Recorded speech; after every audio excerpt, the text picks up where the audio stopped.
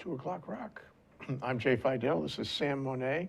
He's managing partner of Plug and Play Energy Systems, which is an energy company.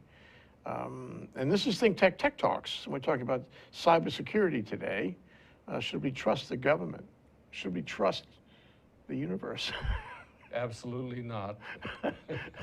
Welcome to the show, Sam. Thanks for having me on the show, Jay. Great. It's a pleasure to be here. So you're into energy. Tell us what you do in your regular daily life.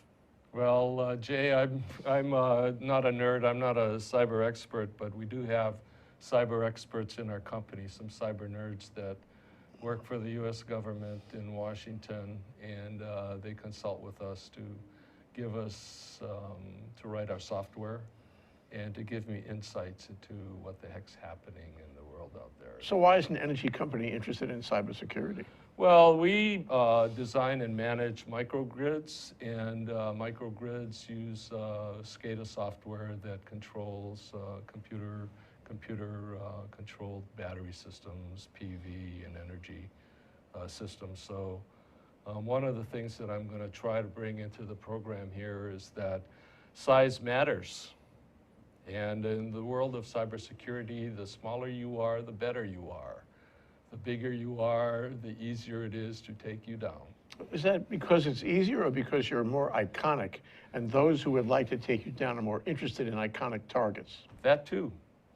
But it's also about size, and it's about portals, places where hackers can enter.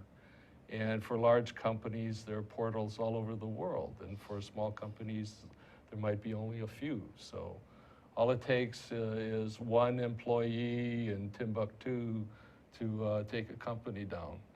And so it happens every day. Why can't I get some smart guys like the guys you're talking about who work for the government but, you know, moonlight, to help me make it tight? Why can't I do that? I mean, are we losing the battle against those who would hack us? We're losing it every day. You know, the kids that are writing these hacking software and hacking companies today, I grew up playing football, basketball, baseball. These kids, they grow up with their computer and they sit there and play all day, all night. And it's their way of gaining recognition, making money. You know, there's a lot of ways that a hacker can find success. So if you're a kid in Siberia, for instance, and you go and you hack Microsoft, and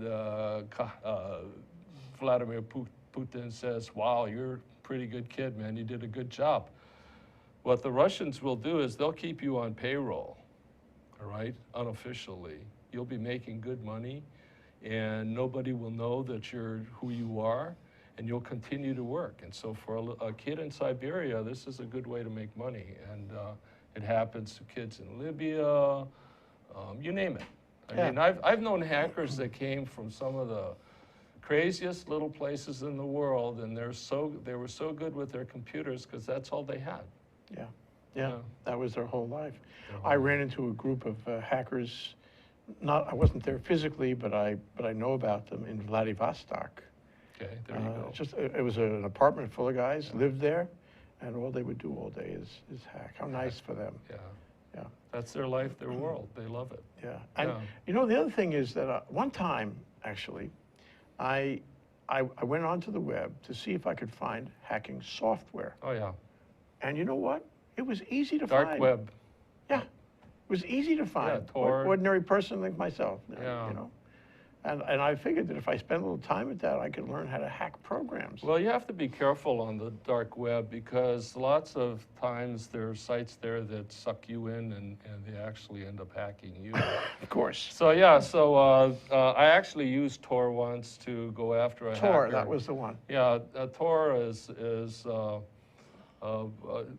dark web browser that allows you to communicate and do searches and things anonymously. Not leaving any trail. No Nobody trail. can find you that way. But you know, our governments use Tor too because they want to penetrate without leaving tracks. So actually once I had a hacker that was destroying my computers, and I knew who he was, but Every time I went to try to get after him, he destroyed my computer, shut it down.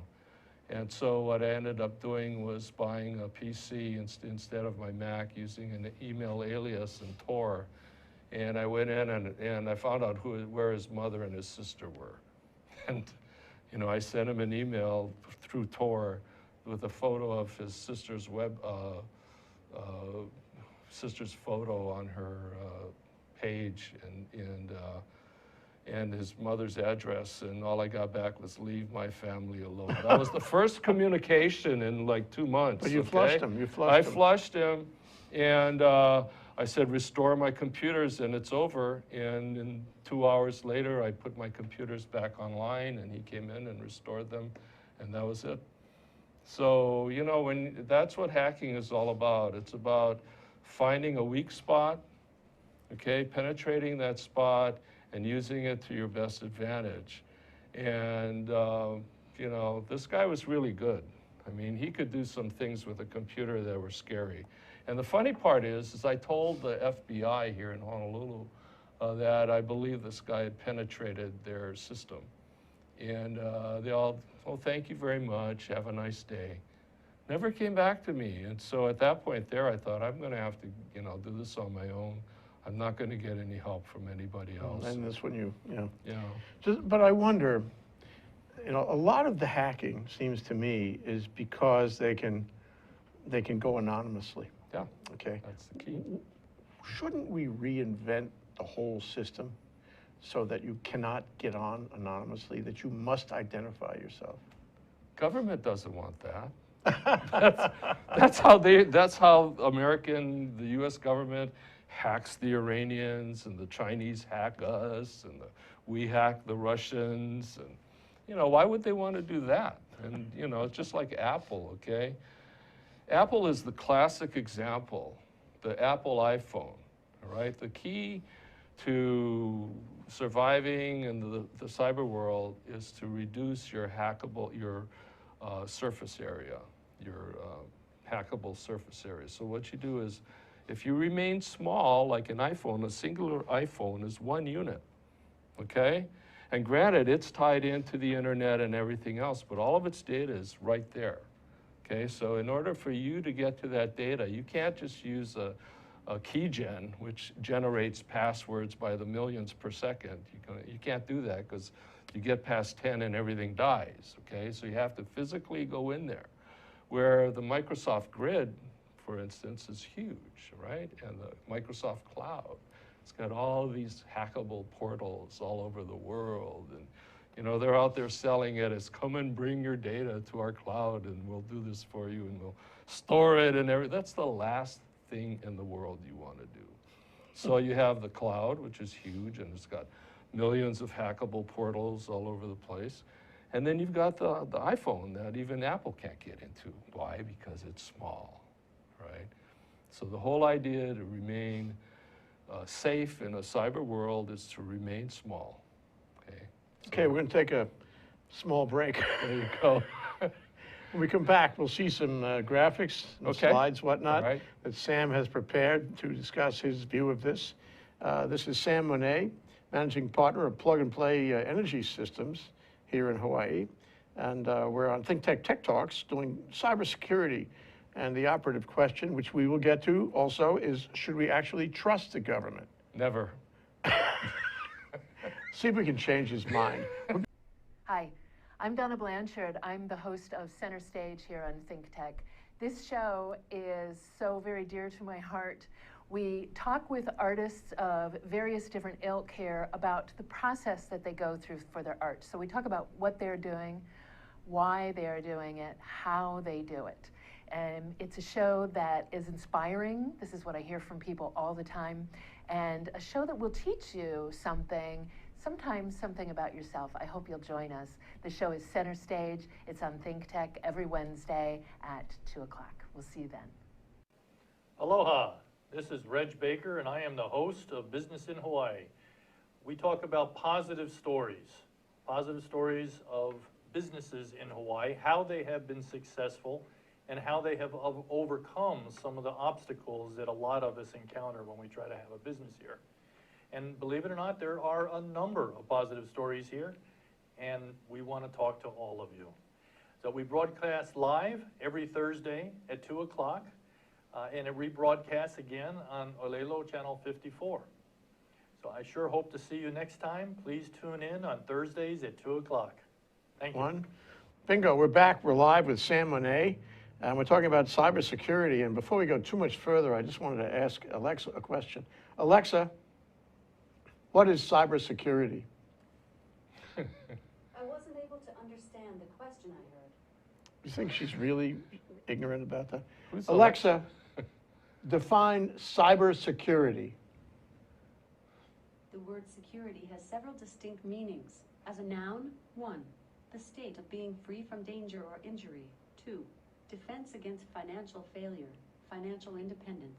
3, freedom from anxiety or fear. 4, a formal declaration that documents a fact of relevance to finance and investment. The holder has a right to receive interest or dividends. 5, property that your creditor can claim in case you default on your obligation. Okay, had enough. That's security. Well, I feel insecure after Yeah. listening to that. So why don't we, let's see, why don't we go through your slides now and see Okay. what you want to say? We All have right. 15 minutes Sounds for good. that.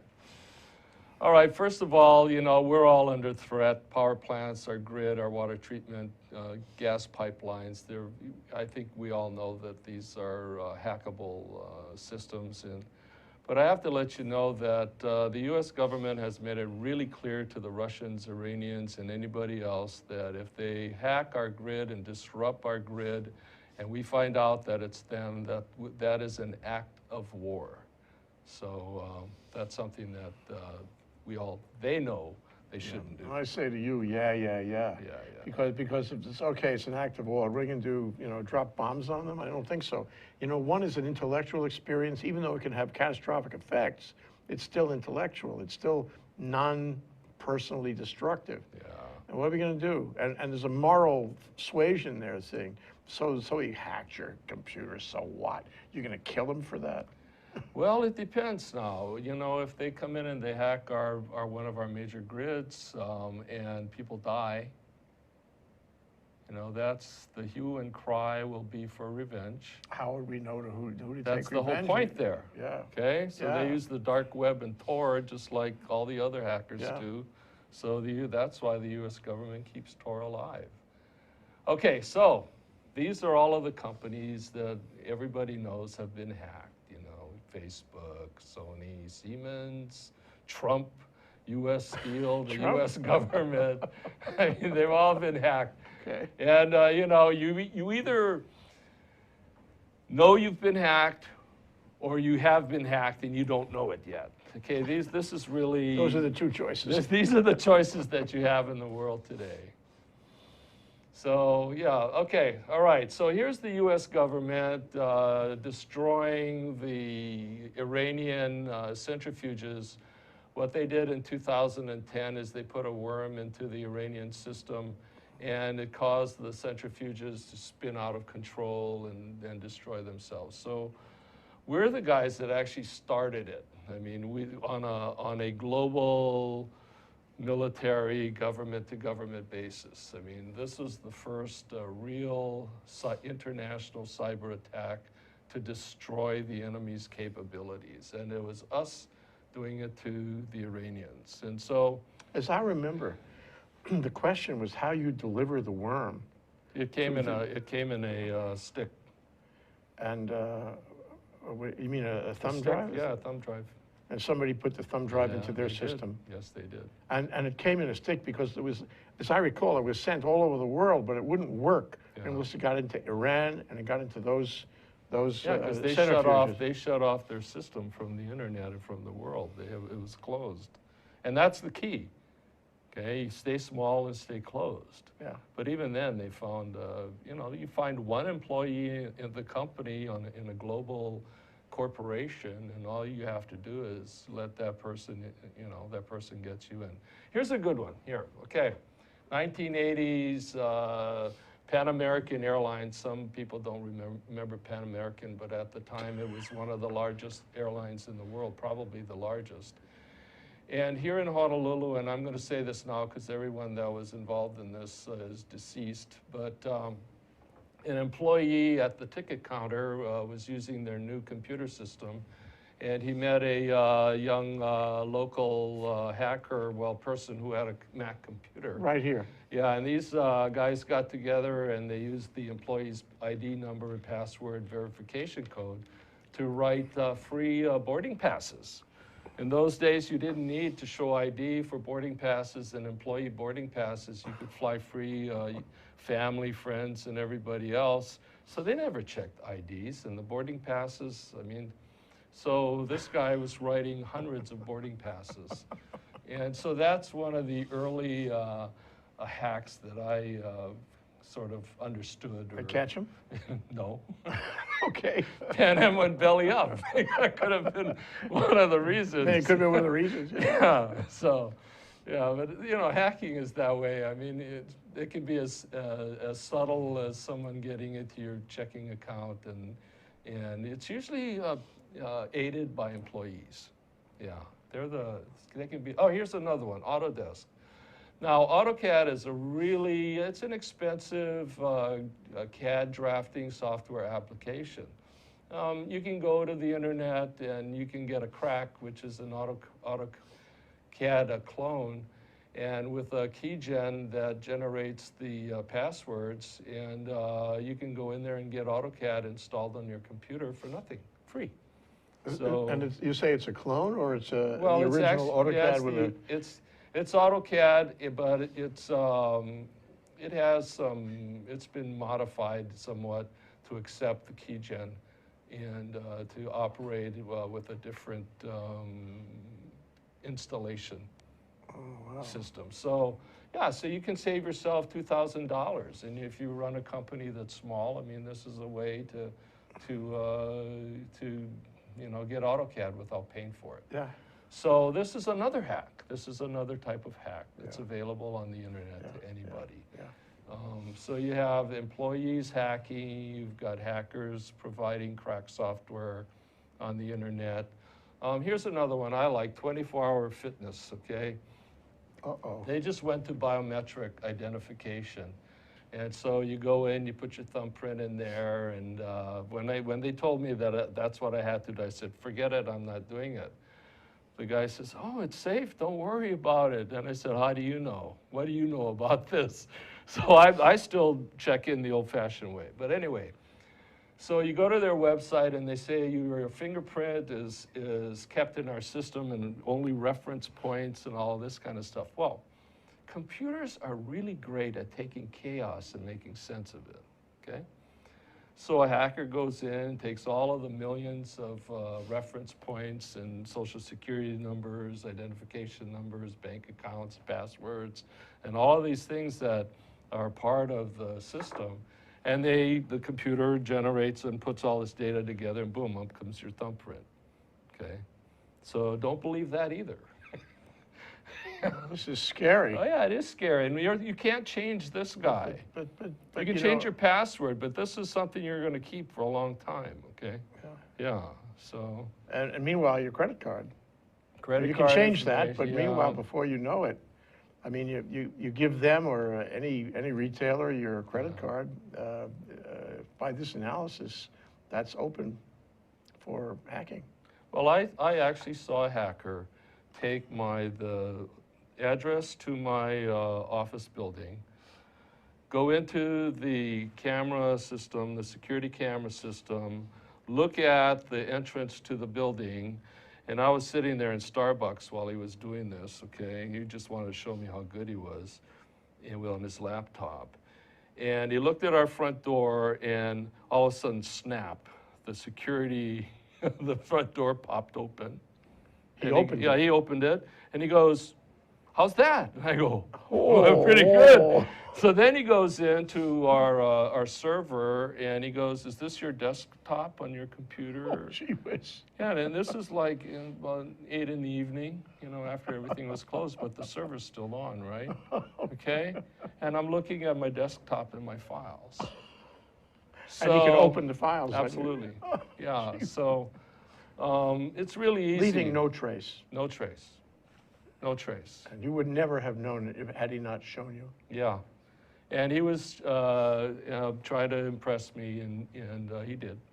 I guess so. Yeah, but I've seen guys that are actually better than that too. Yeah. How could you get better than that? That's pretty It's good. pretty easy though. I mean, what he did was pretty simple, cracking and getting into camera security systems. Once you're tied into that part of the system, getting into the rest of it becomes pretty easy. Yeah. So, yeah. Will you continue to be my friend, Sam? Well, that guy's not my friend anymore. He's the guy that actually got mad at me, and Tried because we didn't something. hire him, and I was afraid. I thought, well, if we hire him, then guess what? If he gets mad, he's really gonna. Well, that's something that actually is of interest. So what are the motivations for this for hacking and breaches of cybersecurity? I mean, a desire to breach cybersecurity. This guy, he was angry, okay? So he might have done that. But then it was also, sounds like he wanted to show you what a big guy he was. Absolutely. In the case of a government or some kind of, corporate espionage, it's different. It's for money. Money. Yeah. Money. And when it's for money, it's not just fun and games. No. It's not just for ego purposes. It's for money, and therefore the person doing it can be well paid. Absolutely. To do something that most people can't do. Yeah. Well, that's why little Junior in the garage, when he finally gets into, say, not IBM, say into the Pentagon, and he pulls out some data, or a guy in China, let's say, he gets into the U.S. government system, and he says, well, look, this is what I've done. Well, he gets the bonus, and let's say the Chinese government collects all of this data on Americans and American government employees and everybody else. Well, they keep all of this data, and what they do is they look at your patterns on what kind of passwords that you use for this and that and everything else. And they create key gens that will anticipate what you'll do and what passwords you'll use. They'll know your password even before you invent your password. Even do it, yeah. Okay, so, I mean, when you go onto the web now and you want to download some data from a company or something, they ask you to join their network and a password and everything else. And so you get into patterns. Sure you do. Okay, and so when they get all of these patterns, they save all of this data for the time when they're going to do something. Okay, so they're saving this data just like we are, okay? They're saving this data for the time when they need it for warfare. And that's the scary part. We haven't had that yet. Not yet. We've had only 4 against Sony, but that was North Koreans. North Koreans. Yeah, but they're getting better. Yeah. Yeah. So, I mean, and you said before, either you've been hacked or you've been hacked and you don't know it. Yeah. And that would, by just looking at that syllogism, in fact, it means everybody's been hacked. Everybody's been hacked. So what is a hack? What's the average hack? They come look, they come take, they come screw it up. What is the average hack? They look, they take, they save. They don't screw it up. They don't save that for later. Yeah, because if they screw it up, the amateurs will screw it up because he wants to just show you how smart he is. The really bad guys are the ones that look, they take, they might leave a worm in there to activate later, or a Trojan, something that they can trigger to disrupt your system. So let's say they get into Microsoft. And Microsoft, all of these big companies, what they do is they play defense. They get hacked every day. They get hacked, they develop something to thwart that hack the next time. So the hackers come in there, they leave Trojan horses that they can activate later. They come in, they extract the data, they put it into a database, they generate all kinds of information and key gens, and then they go out and they sell it. They go on the dark web and they market their wares. Okay, when we come back from this break, Sam, I'd like you to try to conceive of the scenario when all these, especially the Chinese government and the army, or PLA, right? Yeah. That they have all this stuff saved, they have all those worms and Trojans out there deployed, and they decide they're going to pull the plug for some reason. When we come back, I'd like you to describe the scenario, what happens as and when Okay. they do that. That's Sam Monet. He's a managing partner of Plug and Play Energy Systems. We're talking about cybersecurity. Should we trust the government or anyone else? We'll be right back. Ooh. Aloha, my name is Carl Kimpania. I'm the host of Think Tech Hawaii's Education Movers, Shakers, and Reformers. You can see our show every Wednesday at noon at 12 p.m. on thinktechhawaii.com, as well as visiting YouTube and finding the link for the show there. The show is also aired on OC16. We look forward to seeing you on the show. We have many wonderful guests, including Joan Husted, Corey Rosenlee, where we talk about the very important issues of education for our keiki. We look forward to seeing you there. Mahalo. Hi, I'm Ethan Allen, host of Likeable Science on Think Tech Hawaii. Come join us every Friday at 2 p.m. when I interview interesting scientists about what they do, why they do it, and why we should all care about it. It's a lot of fun to see. We hear, and you can learn interesting stuff. You'll hear all kinds of fascinating science, and we know you'll have a great time. Hope to see you then. Bye-bye. Okay, that's Sam Monet. And without further ado, I'd like to review what you were saying during the break about the Chinese. All right, well, anyway, the scenario is that the Chinese have penetrated our grid and the Pentagon, our military, Air Force, and everybody else, our big companies, and they have all of this data, and they have all these Trojans that are ready to go off, and they're ready to pull the trigger. And my sense is that the Chinese aren't like that. Okay, they'll do that. They'll have everything prepared, but Tzu, The Art of War, okay, says that one good spy is worth a regiment of troops, okay? And the art of war is to avoid war, all right? But be prepared for war. So they prepare for war, and you can see it in their business practices. I mean, they're much trickier than we are. I mean, they play Go, we play chess. Chess decimates the enemy, yeah? Go captures real estate without destroying anything. So when you look at the Chinese, you have to think, well, how are they going to use all of this to overcome their enemy, you know, us, all right? Well, what they do is, in my opinion, is they're not going to pull the trigger. They're not going to destroy us and bomb our cities and destroy our infrastructure. No, they're not going to do that because that's wasteful. So they will play defense. They'll let their enemy make the first move, and if we don't make the first move, they're not going to attack. That's my feeling, okay? So the Chinese are subtle. We don't have to worry about them dropping bombs on us. The crazies are the North Koreans and the Russians, okay? Now, Putin, you know, he's KGB. Not former KGB, he is KGB, and he likes to fight. Okay, he likes a good beef, he's a grappler, he likes to get it on, he likes to show how tough he is, and he's more dangerous. But as I was saying to you, one of the problems with our ICBMs is that, okay, these guys have been sitting in silos for a long time, and we've upgraded their software and everything else. And the beauty of the systems is that they require keys, okay? So you can't just automatically, it's not like Star Wars or these fantasy movies where someone somewhere presses a button and all the ICBMs go off. Physically, someone in controlling that ICBM has to physically turn a key, and someone else has to be there to activate it, okay?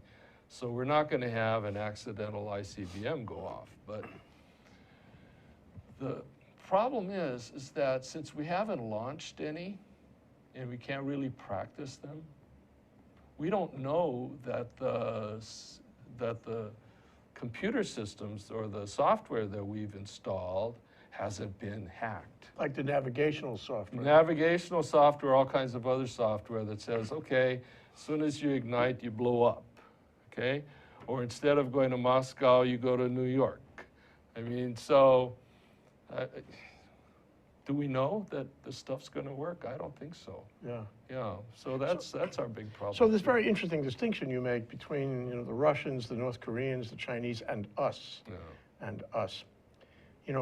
Is inherent in what you say, can we get along in the 21st century without doing tit for tat on cybersecurity, without doing our own hacking, national hacking? Or must we do this to survive in a world of hacking? We have to do it because it's like the Cold War. We hack them, they hack us. They know that we can hurt them. We know that they can hurt us.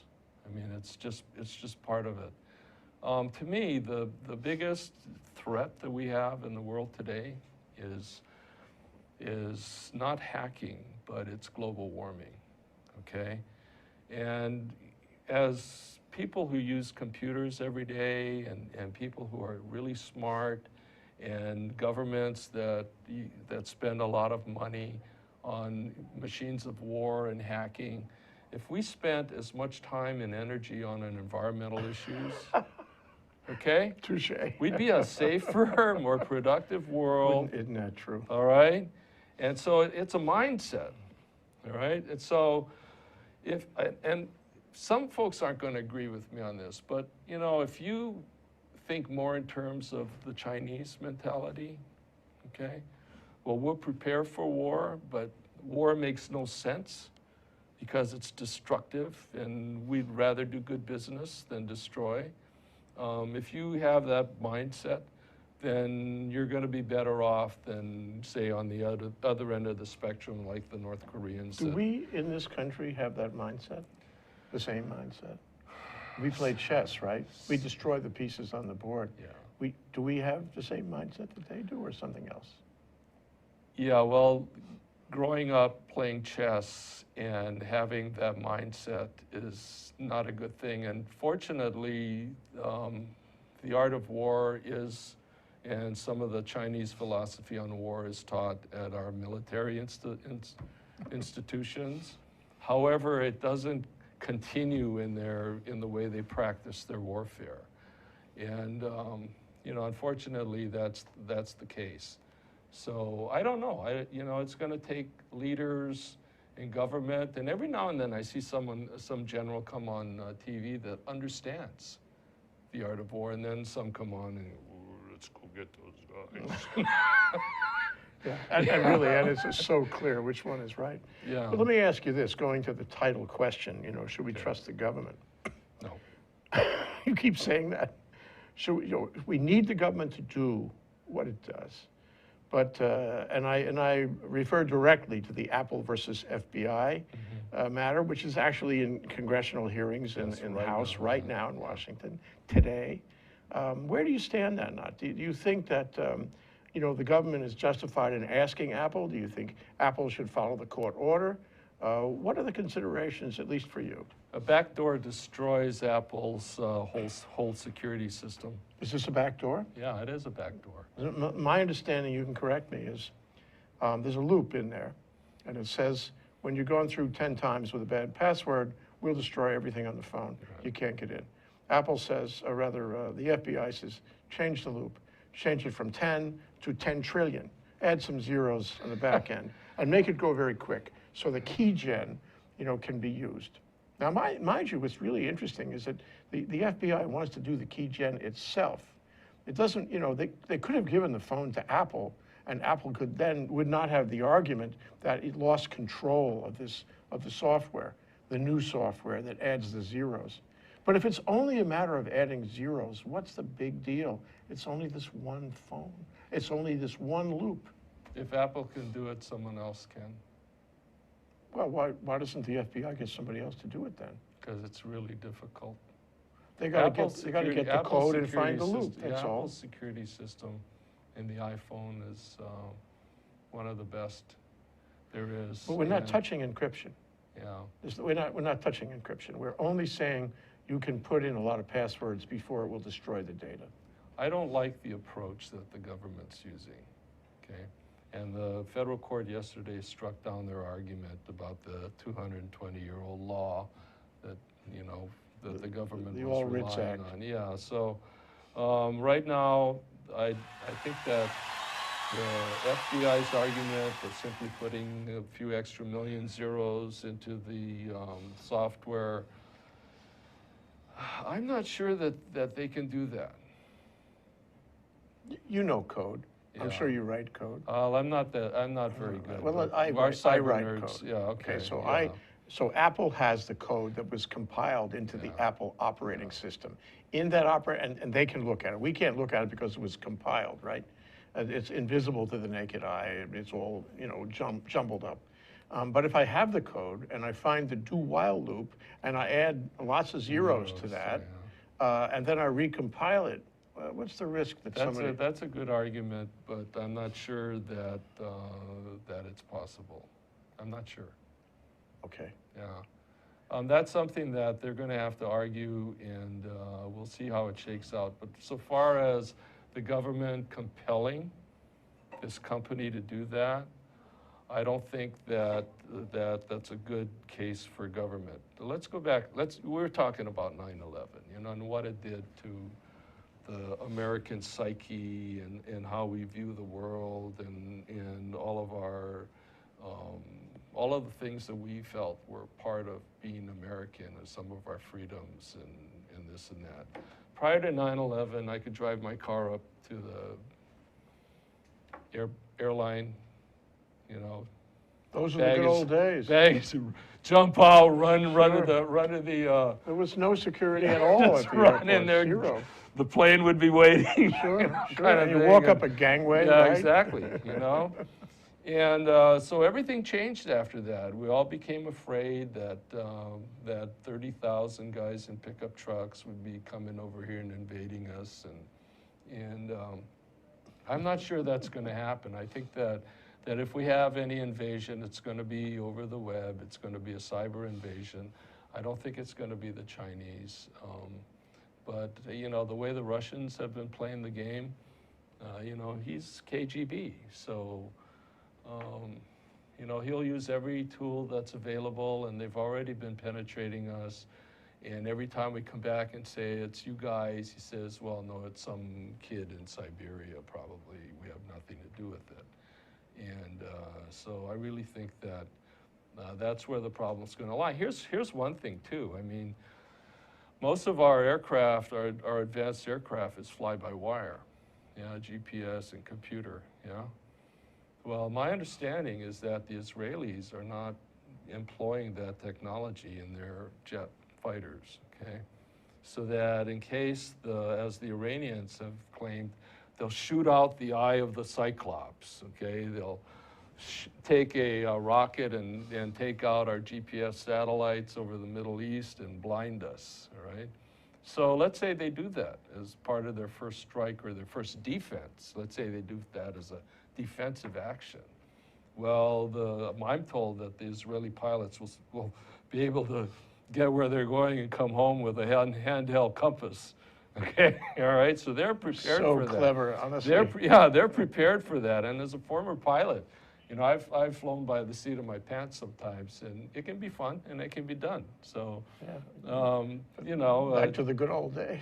Yeah, you know, good old days flying. We're out of time, actually. Okay. I'm sorry, because All there's right. much more to discuss, more slides. You'll have to come back. But let me ask you one last question. Sure. Before you were the managing partner of Plug and Play Energy Systems, and while you were a pilot, Well, I had my own little airplane. okay. Yeah. So where did you get your grounding, so to speak, in cybersecurity? Our cyber nerds in our company, one of my partners is also a write software, and he's really good. And we talk a lot, and I've dealt with hackers. I've battled with hackers. I've used software that, you know, came off the dark web. And, you know, it's the school of hard knocks. Yeah, sure. Yeah. And it's that kid in Starbucks with the laptop working on the internet wireless in Starbucks, who could do anything you want anywhere in the world. Yeah. That's what's really interesting. Yeah. Well, thank you so much, Sam. You're welcome. Pleasure being here. Aloha.